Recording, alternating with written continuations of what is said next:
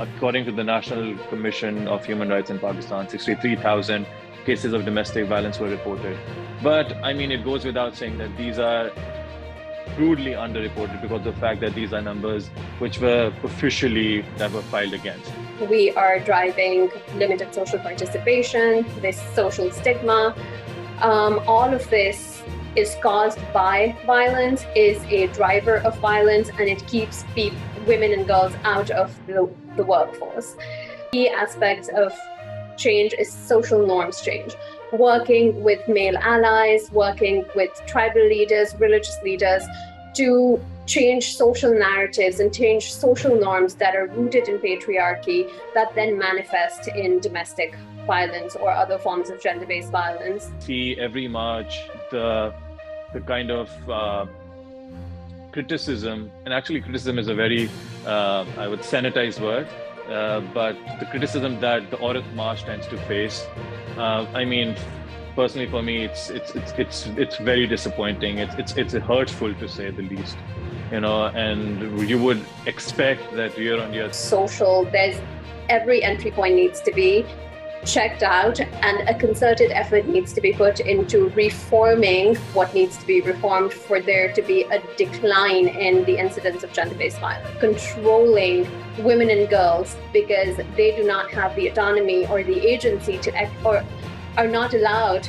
to exercise their agency, because even if there's attempts of policy formulation, the implementation of it is severely lacking, which then results in not being able to monitor or evaluate whether the policy is working or not, whether they needs to be reformed. Tend to see very frequently is that a lot of these key players tend to perpetuate this norm of patriarchy, knowingly what patriarchy does. And I deliberately wanted you to unpack the term to highlight the fact that it's not just that people do not understand patriarchy.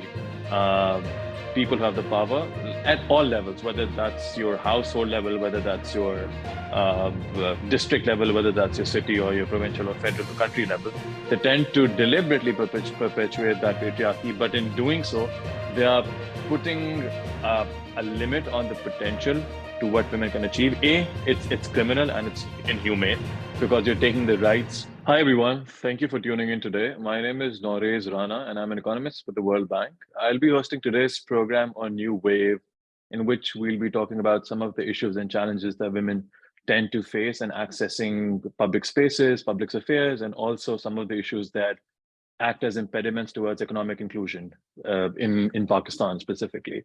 And to discuss today's topic with me, I have Ms. Hira Azhar. Hira is an international human rights lawyer. She's a gender specialist who was very recently working with the UN Women. She's worked on the design and implementation of gender-focused policies and interventions. And now she is pivoting towards tech policy to ensure that women are not marginalized in accessing online internet platforms, and how can they be prevented from online harassments and other various issues and challenges that women tend to face when circumventing through the gig world. So thank you so much, Hira, for joining us today. It is my absolute pleasure to be here. So nice to be talking to you about this very important topic. Likewise. And I think that it's a very prominent issue, especially when we look at it from the lens of what is going on in Pakistan. And it generally does not tend to take the center stage that it should be. And it's not as actively part of legislation or policy making, though there's enough evidence which points to the fact that, gender-based violence, gender-based discrimination is an endemic in the country. And without addressing this first, multiple various goals towards development and associated objectives are more likely to fail and suffer. So on that note, and before we delve deeper into it, you've been working very actively, like I mentioned, on gender-based violence. A lot of people do not really tend to understand what the term really entails. What are the different types of gender-based violences and the issues that women tend to suffer. So before we try to unpack the challenges, the issues, and the opportunities, I would like you to shed some light on how does GBV, that is more commonly it is known as, manifests itself? What are the various manifestations of gender-based violence? Absolutely. So I think at the root of gender-based violence is an unequal power dynamic, and it's very important to define an issue before we delve into a deeper understanding of it. So simply put, and in the most easiest of understanding so that everybody could understand what it really is, GBV refers to any act that results in physical, sexual, psychological, emotional harm or suffering that is very specifically targeted towards another person, usually women and girls, and other identities of intersectional identities, because they are of that gender identity. These are rooted in gender norms, and as I said, unequal power dynamics. The usual manifestations of GBV, especially in the context of Pakistan, would be domestic violence or other intimate partner violence, which is a highly prevalent form, a highly normalized form of spousal abuse, dowry-related violence, marital rape, honor killings within the context of marriage. Some rape and sexual assault in and of itself is a category of gender-based violence, which is quite prevalent in Pakistan. Honor killings, severe form of violence, mostly targeted towards women and girls, where allegedly shame and honor of the family is rooted in a gender identity, and it's a patriarchal norm that defines notions of family honor. Acid attacks is another fairly common form of revenge and punishment, primarily targeting women. Early forced and child marriages, public harassment, cyber harassment, trafficking, and forced labor. So all of these are some of the, and we can, if you want, we can delve deeper into what any of the, all or most of these mean, but these are some of the most top of mind and like front and center forms in which women and girls experience gender-based violence in Pakistani society, not just there, it's across the world, it's a global phenomenon, it is a pandemic, not an epidemic. It's not endemic anymore, it's a pandemic, it's monstrous proportions, but those are some of the ways in which it manifests. Well, I think these are very serious and heinous crimes just against humanity itself that you've described. But when we look at the numbers, sadly, there are a lot of numbers. So according to the National Commission of Human Rights in Pakistan, 63,000 cases of domestic violence were reported. But I mean, it goes without saying that these are crudely underreported because of the fact that these are numbers which were officially that were filed against. But well, it's well known that majority, we can even say up to 90% of the cases of domestic violence or domestic abuse are not even reported officially, and they never enter the administrative system that that factors in and that paints the clear picture. But there are other implicit ways of how we can determine how serious the issue is. And I want to bring in the economic aspect, because when we look at the female labor force participation in Pakistan, it's 22%. But if you look at the urban female labor force participation, it is 10%, and it has been hovering around that number since the last 20 years. And mind you, that this is one of the lowest in the world. And when we look or we try to uncover the reasons as to why female labor force participation is so low, domestic abuse, domestic violence comes at the forefront, because you're unable, as a society, we are unable to create a safe and secure environment through which women can, just navigate through public and private spaces, and which makes it very difficult for them to attend to employment, take up, entrepreneurial work, and only 1 in 14 women work in Pakistan. These are the figures. What on the policy side, what do you think can be done, is being done in Pakistan? And what are some of the best case examples that you worked on globally that have helped address this issue? So it's understanding this issue is a little complicated because it's like an onion. The more you peel on the layers, the more the issue presents itself. So I guess a few points to that. One of the biggest, and this is at a global level, but obviously more pronounced when we talk of the situation in Pakistan, is that data collection on GBV issues is first, there's a huge gap. Globally, we've realized it. We're funding money into and resources into bridging that gap and trying to collect prevalence data, administrative data as much as possible to be able to drive evidence-based and data-driven policy reforms and policy proposals when it comes to prevention and elimination of gender-based violence.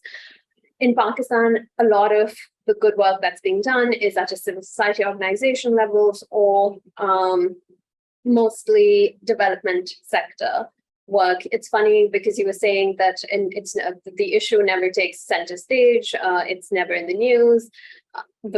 Legislatively, we don't know what's been happening. And in my cursory research, I think the last legislative reform that came was probably 2016, where they amended the criminal bill through an amendment to include some form of gender-based violence into the realm. But there's huge deficiencies in tackling the issue or just understanding the gravity of it to then be able to resolve it through policy or legislative reform. When we talk about what it is that works and what I think before we go into what works, we first have to recognize the drivers of gender-based violence and how it links to economic and economic inclusion and social inclusion as well. All of these it's like a vicious circle and they're tied together. There's also this huge divide between urban and rural populations, where statistically we say 1 in 3 women experiences gender-based violence in their lifetime, but that is a huge underreported figure. It's a global figure. In Pakistan, I think UNFPA came up with some, and this was in their urban population with a limited data set, that 32% of the population of women that they interviewed for health within the health sector had experienced some form of domestic violence. And again, underreporting, the numbers are as high as 90%. So in terms of when gender-based violence is in the experience of women and girls within society, we are driving poverty, we are driving limited social participation, this social stigma. All of this is caused by violence, is a driver of violence, and it keeps women and girls out of the workforce. Prevention is always better than elimination. We can't continuously try. I mean, we have to understand the entry points of where change needs to happen. One of the key aspects of change is social norms change. Working with male allies, working with tribal leaders, religious leaders to change social narratives and change social norms that are rooted in patriarchy that then manifest in domestic violence or other forms of gender-based violence. So there has to be policy at a level where not just government, but also civil society, the public sector, the private sector, individuals are being educated through schooling, are being educated through what we see on the media, through any channel through which social reform can be implemented. So driving policy towards preventative measures, educating about gender equal norms. There's also this divide that we experience in Pakistan between traditional schooling that's religious and then the conventional or the I guess the more liberal, more mainstream liberal. Let's not call. I mean, I don't know how liberal that liberal is, but there's two separate areas where children are being taught how to become individuals that participate in society, and both of those need to be addressed through education and recognizing the when we talk about gender equality, we're not talking about something that's un-Islamic, something that's against religious principles, against culture of the country or society but it's very it's rooted in it that respect of every human being, irrespective of gender, is something that is taught to us by our religion and our culture. So that's a policy that's very important, reforming our school curricula.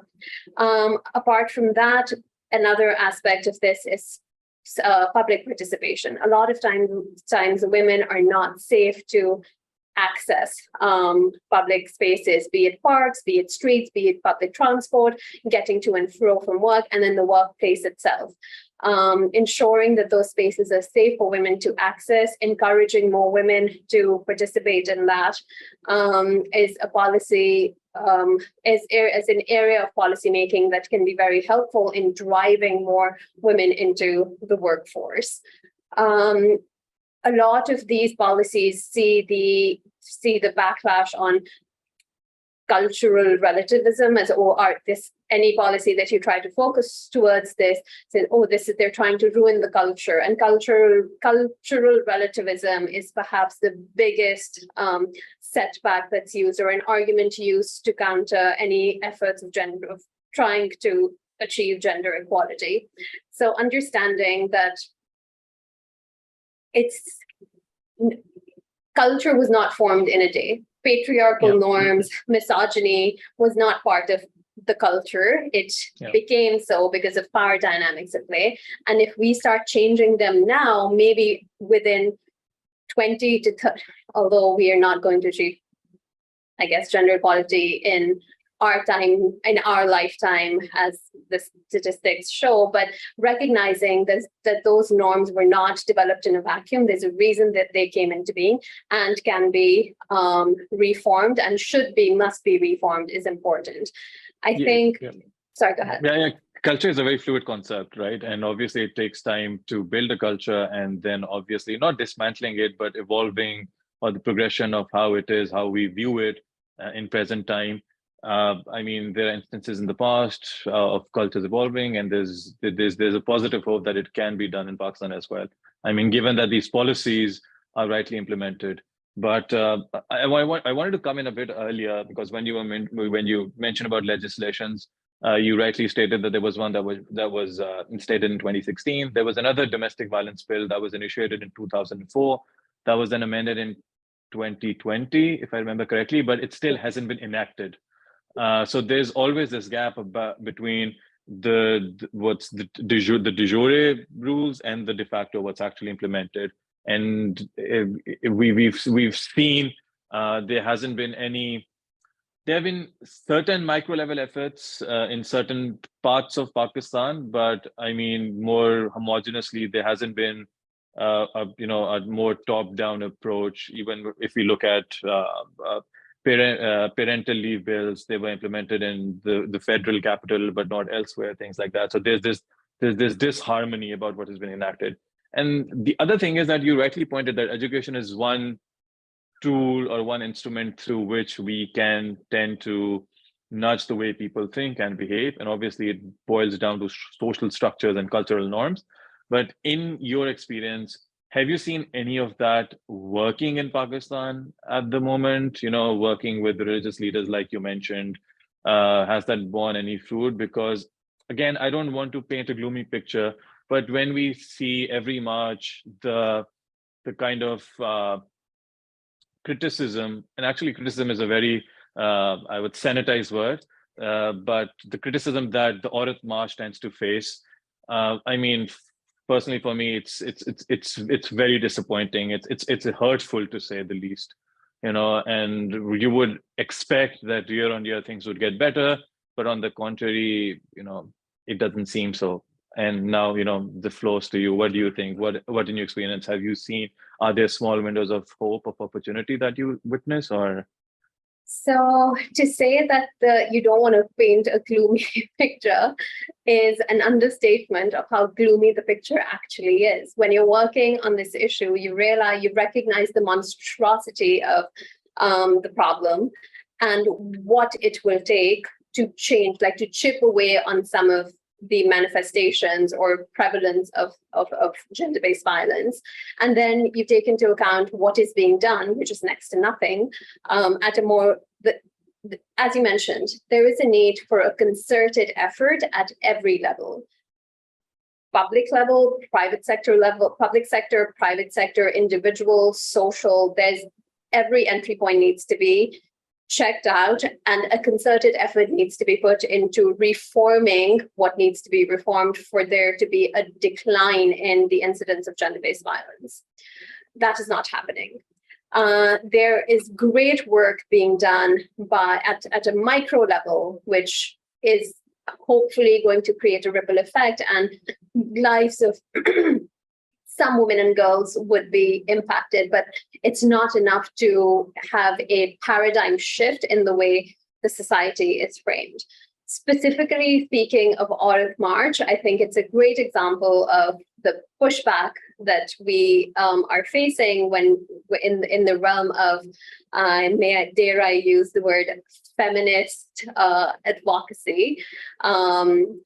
So I think, first of all, it's important to realize that this is not just a Pakistan-specific problem. It's a global issue where we made some gains from Beijing to Beijing plus 25. There was a global drive towards eliminating violence, towards ensuring that there was gender equality. And now there has been severe pushback from the divisive elements that we see in society today.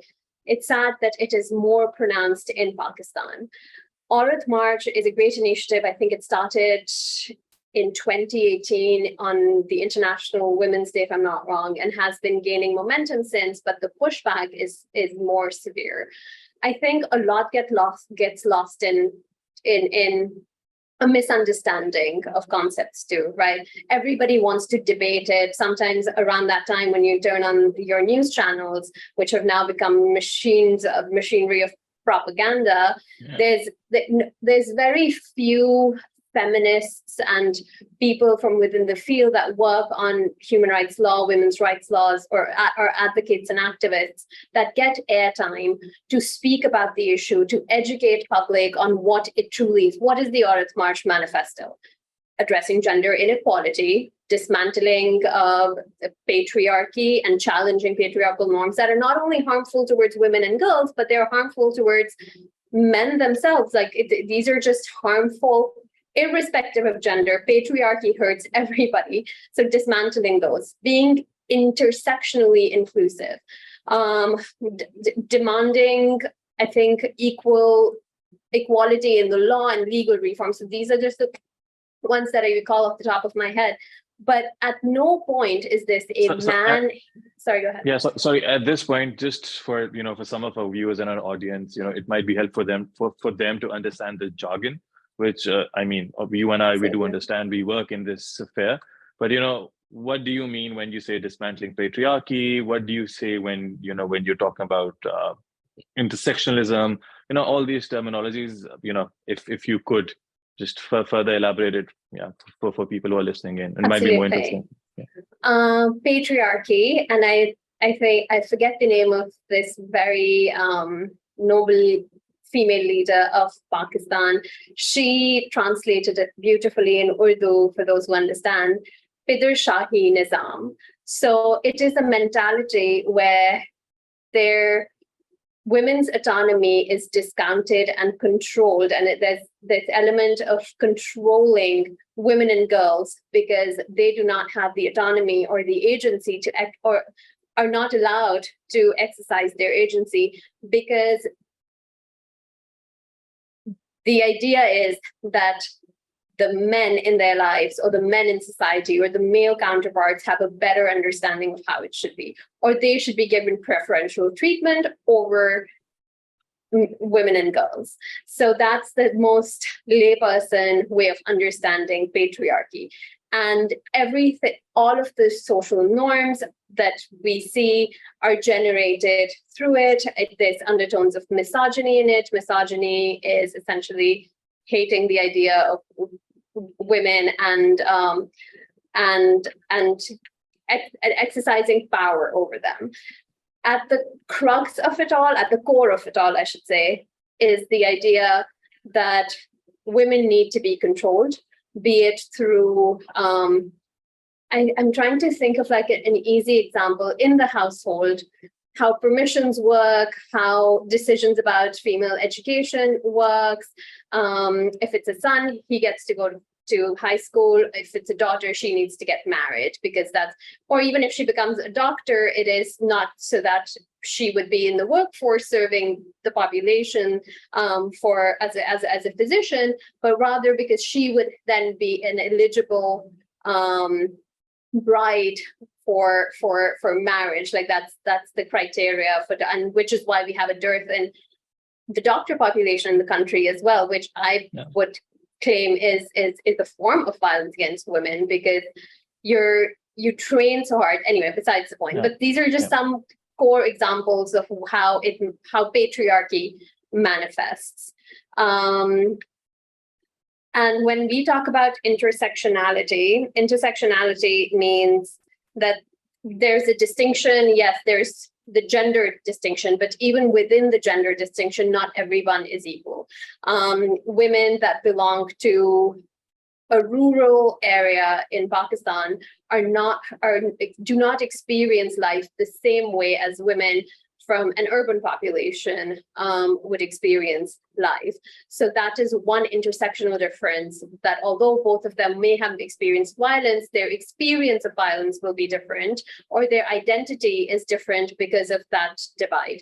Put onto it the many layers of socioeconomic strata that you belong to, your education level, the religious caste of sect that you associate with or your family belongs to, and then the provincial divide, whether you're from Punjab or Khyber Pakhtunkhwa, Balochistan, Sindh, Kashmir, any of the areas that come under within the realm of Pakistan. Each area has its own cultural and social ways of being, and that impacts the identity. So all of those identities need to be considered when we are trying to bring gender equality into the country, or at least start with prevention of gender-based violence within the country. So to simply put, an individual who belongs to a marginalized group, belongs to a minority sect, and happens to be a female, is kind of at the base of the pyramid in terms of the opportunities that she can access.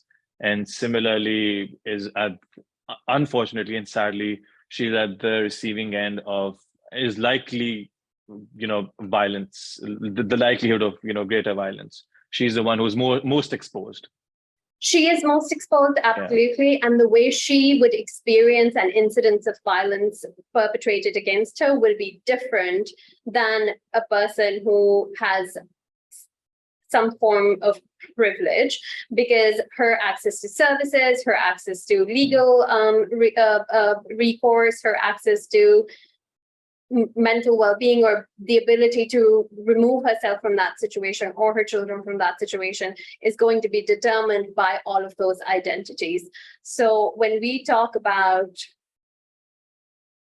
ending violence against women and girls, we go a step further and we talk about ending violence against women and girls in all our diversity. So irrespective of where you come from, where you belong, how you identify, the policies need to be tailored to where you're you're experiencing violence. Absolutely. I think you need to be wary of the nuances and the unique differences between women who belong to, again, various parts of Pakistan, various socioeconomic classes, sects, minorities, etc., for policies to be effective, given that they are customized and tailor-made to address their unique challenges and their issues. Absolutely, and which is why it's so important for this to be front and center, and it's pivotal that the government put all of its resources and mechanisms into place to ensuring, because yes, there are grassroots organizations, there's civil society, but the government can't do away with its responsibility to ensuring the safety of its citizens, and women and girls are equal citizens of the country, and they are the ones that have the maximum reach. So a policy is as good as its implementation, and like we discussed already, even even if there's attempts of policy formulation, the implementation of it is severely lacking, which then results in not being able to monitor or evaluate whether the policy is working or not, whether they needs to be reformed. So I think it's upon all of the actors within all of the sectors to make sure that policies are being implemented after they're being designed, because designing is easy, right? You get the numbers, you understand the issue, you develop a policy, but then implementing it, taking it to scale, studying it over the years, and sometimes with GBD, you have to study it over generations or over like a few lifetimes within the family to see if it truly worked. And sadly, all of that is something that needs to be focused upon, and I don't think it's on anybody's priority or agenda. I haven't read any of the political manifestos in a while, but given the political circumstances, I don't know if women's rights or women's issues or the very, very pressing issue of ensuring that women and girls are safe from violence, especially in their own homes, is a priority for anybody at this stage. Yeah, and ironically, what you tend to see is that a lot of the policymakers who are at the helm of affairs making these gender-specific policies in Pakistan, from a government perspective, tend to be male, who are detached from the experiences, from the challenges that women tend to suffer, at various levels, whether that is at the household level, whether that's at the political level, or whether that's at the private sector or the employment level.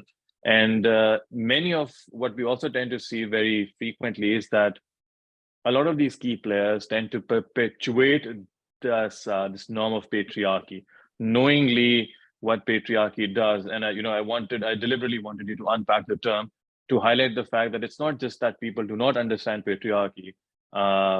People who have the power at all levels, whether that's your household level, whether that's your district level, whether that's your city or your provincial or federal or country level, they tend to deliberately perpetuate that patriarchy. But in doing so, they are putting a limit on the potential to what women can achieve. It's criminal and it's inhumane, because you're taking the rights of another human being, which obviously is grossly criminal. But secondly, I think you're doing an injustice to the community, to the society, and even to the country, because there's so much research, and I'm looking at it more academically now. There's so much research which tends to highlight that women can have the potential to take better decisions at the leadership level. Even if they're running a country, there are other aspects such as, in addition to the intellectual quotient, there's emotional quotient, which women tend to have more of. But more broadly speaking, Pakistan, which is right now is in the midst of an economic turmoil. We are going back to the IMF again. We're a debt-ridden country. For a country like Pakistan, there's evidence now which clearly states that that 30% of the country's GDP you could increase 30% of the country's GDP if you eliminate the barriers that women tend to face in accessing employment. If you remove the gender gaps, if the gaps in wages, the gaps in employment and entrepreneurial abilities.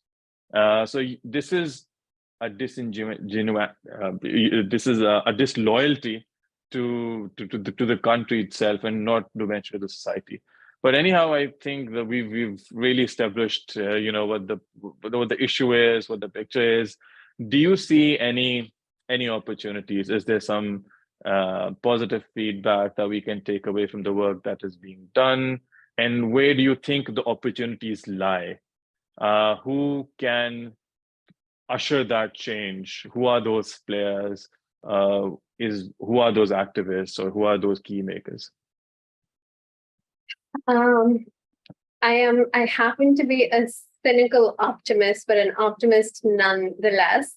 So if you ask me if there's hope, absolutely. There are, I think, and I guess I'll go back to Aurat March, because it is a pivotal point in our social consciousness as a society, that we are now seeing, it's been, I don't want to discount the efforts of the women whose shoulders on which we stand today to use a platform and raise our voices. But I think that's a start where women have started to engage in in social activism.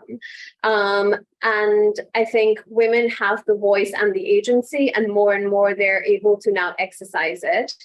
Coming briefly to tech, I think the wave of social media platforms within the country, be it, and I'm not going to, I mean, I don't know if I can name them or not, but like Instagram, TikTok, these are the primary avenues through which a lot of women are able to not only communicate their, and the interesting part of this is that the divide between the rural and urban population and the socioeconomic divide is decreased in the presence of more women and girls on these social media platforms.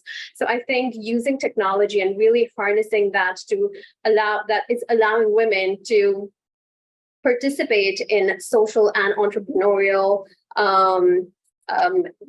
exercises and activities within the comfort of their home. And to coming back to the workforce participation, if more than half of your population at different age, like if you disaggregate it by age, is outside of the workforce, how is the country going to ever, and especially the kind of crisis we're seeing, how will we ever get back on our feet? Like, it just, to me, I'm not an economist, but seems like it's a logical deduction. It's a logical deduction to think that if there's more people in the workforce, there will be more economic activity, and the country will lead to some progress. What are some of the things that can be done? I think from a perspective of getting more women to come into the workforce, education is important, ensuring that there's a decline in child early and forced marriages, regulating marriages to ensure that the age limit is being adhered to, and putting those girls in school, providing them with the opportunity to be in a formal education that would then lead to getting into the job market, ensuring where there is job opportunity, there is safety and protection. Workplace harassment, and I think the bill came out in 2010. I'm sorry, I'm like super off on years, but we did make an effort there to ensure that women felt safe while they're coming to the workforce. And those public spaces, workspaces need to be a safe space for women and girls, ensuring there's sorry, go ahead. Yeah. I said in mobility and public transportation too. Public transportation, all of that, getting to and from work. Ensuring that when we are, and I think television is a widely viewed a medium of information and entertainment in the country. We can all agree on that.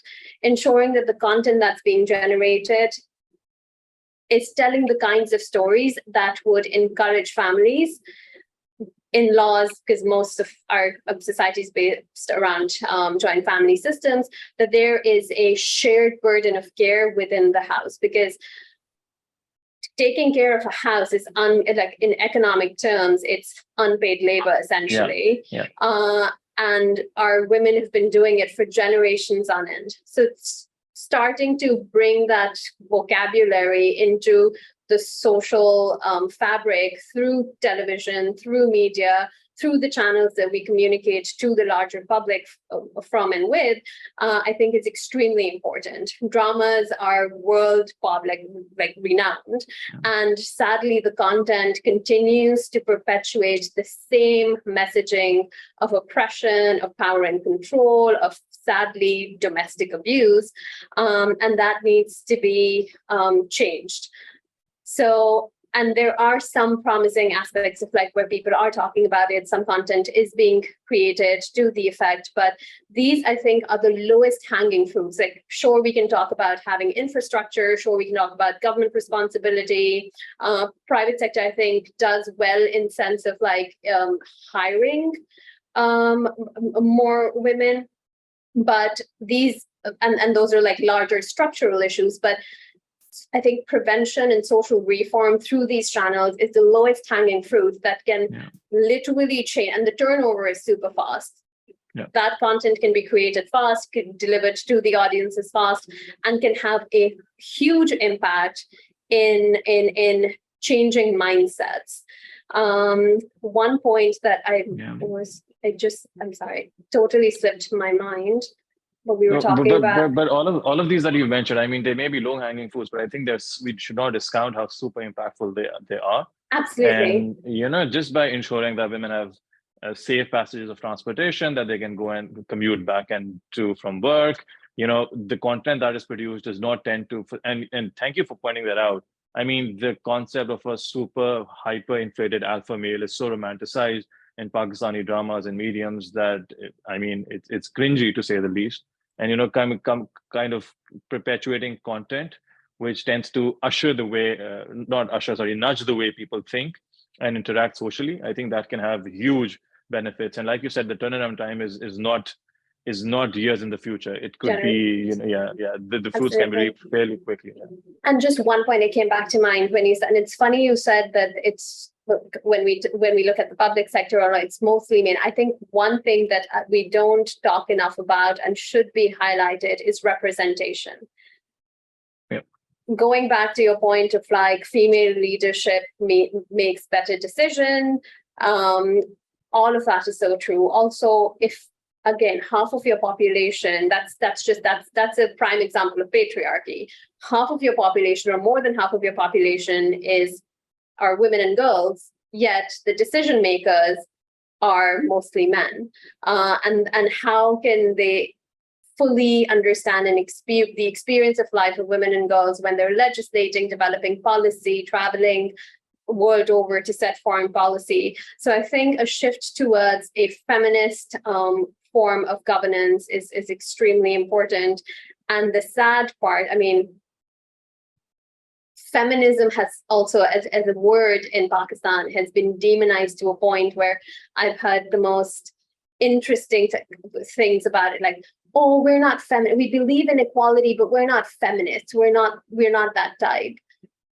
If you believe in equality, that's the basic premise of feminism. And the idea that, oh, this is some anti-Islamic male-hating agenda, I think also needs to be sort of like chipped away on, an understanding that this is just an ideology that ensures all human beings have equal presence in society, governance, and every walk of life. Yeah, and dare I say that people do not really tend to understand religion as well in the country. Absolutely. I mean, they claim to, but they do not really have that deep understanding, because if they would have realized that the tenets of feminism very much align with what Islam tends to teach you. Absolutely. Making sure that there's no discrimination between how you raise a boy or a girl. But despite that, we see that millions of girls, of school-going age girls, are out of schools in the country. They do not get the same level of opportunities that the male members tend to get. Okay. And then there's this systematic discrimination, because then the same thing kind of feeds into the future as they grow up. Yeah, absolutely. So, that's where if discrimination starts at age 10, femicide is another, like the choosing a male child over a girl child. I guess if it starts there, how are we ever going to get to a point of eliminating it? So early intervention, social prevention, I think is a key solution to all of these issues. Great. Perfect. Thank you so much, Hira. It was great to hear your insight, learn from your experience, and thank you for sharing all that with the audience. And again, thank you for your time. Well, thank you very much. It's been lovely chatting with you, although we could have, this is such a Pandora's box. The more you talk about it, the less you've said, but I hope it's helpful in understanding some of these key issues. Thank you for the opportunity, and Nauraiz, it was lovely chatting with you. Absolutely. Thank you.